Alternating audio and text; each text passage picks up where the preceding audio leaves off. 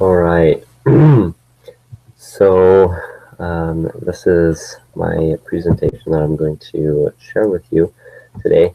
And I already submitted the outline, so I'm going to use that as a basis for what I'm going to talk about. But hopefully what I say will, in some cases, be a summary, and in others, an elaboration. So just going through the different points in the time that I have. So why is it important to have a clear vision of the program goals and objectives for my FLE program before assessing the FLE program?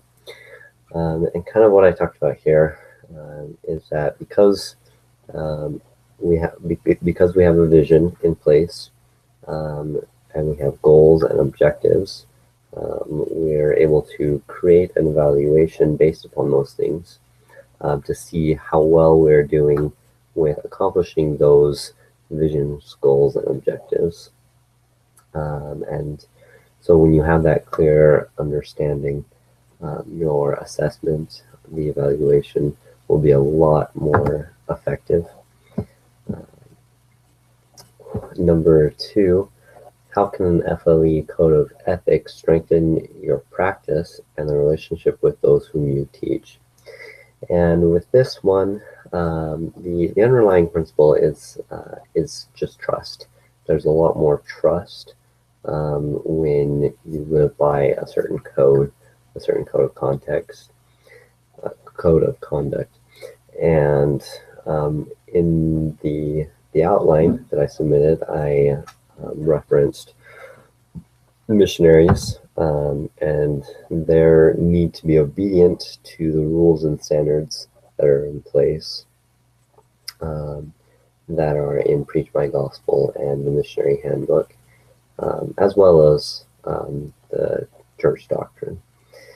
And the whole reason for this is that an obedient missionary will be trusted and respected more than those who are not obedient. And the obedient missionaries will have more of an opportunity to share the wonderful message that they have and not look like a hypocrite. And that really applies to those who are teaching marriage and family principles. By abiding by the code of conduct, they will live according to a certain manner, a certain measure or degree. And they should be applying those same principles to their family life in most cases. So they should be a good example there. Next question, how would you approach working with someone who has a very different, even contradicting value from your own? And this question, when I saw it, I could tell it was a baiting question. It was trying to bait me into answering in a certain way.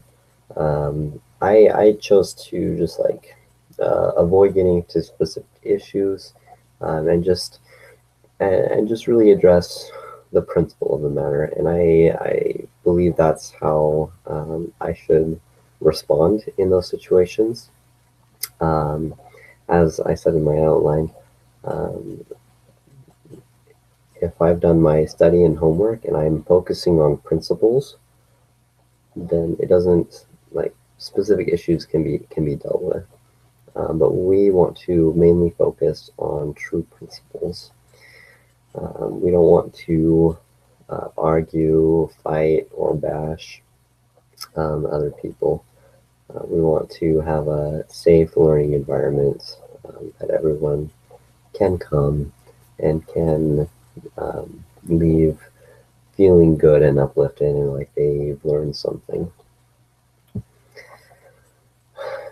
Number 4, so 4 and 5 kind of change gears a little bit. They talk more about the essay that we read by Myers and Walls et al., just that group. And so that's what these two questions are dealing with. And just really the whole essay. So the two questions: what is the basic purpose and goal of the article, and what what concerns do I have with that article or the other article that we just skimmed, both of which were said to be foundational to the marriage education field. And I thought I thought the Herties model was fine. I could definitely see where there was some concerns or some issues that definitely did need to be handled. I thought that Myers, that group's article, spent a lot of time really trying to rip up the old foundation and lay a whole new foundation. So I don't know that that was strictly necessary. I think that the old model was fine, probably just need to be modified. For example, their biggest concern was the hierarchy of the principles, levels 1 through 5. And I can definitely see where there's some concerns there. I would like to have seen more expertise placed in that article. Like if you're going to write an article that's going to lay a new foundation for family education, and you're going to talk about bring in two other fields that are really interrelated, it'd be nice if some expertise from those fields were brought in. And the authors did point out that they were all from family education backgrounds rather than social work or family therapy. But I think their article would have been tons stronger if they had have included other authors, other perspectives from the other sides. And so that's kind of how I felt is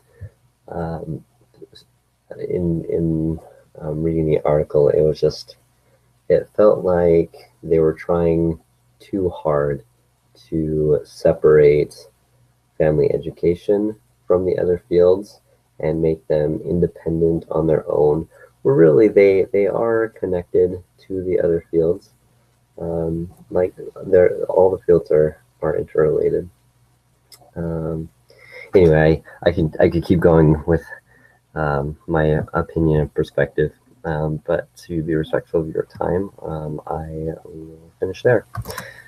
Thank you for listening. I look forward to reading your comments.